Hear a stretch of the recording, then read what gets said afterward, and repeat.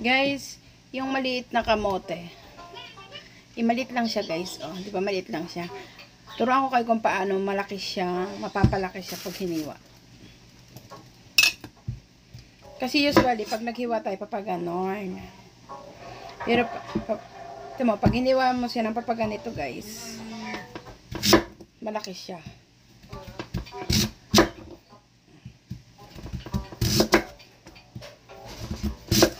Hindi ako nabili ng malaking kamote kasi hindi ko pin. Ayan guys, o diba? Ang lapad na niya. Malaki na siya.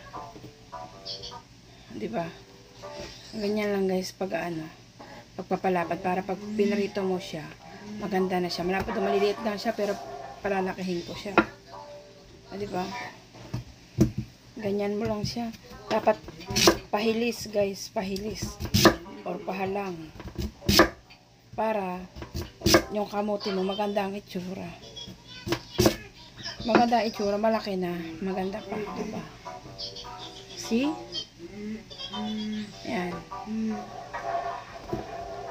O diba, maliit lang.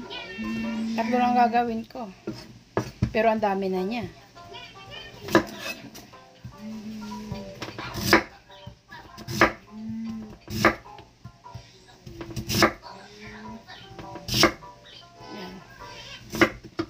O, diba?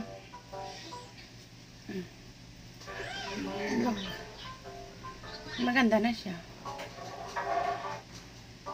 See?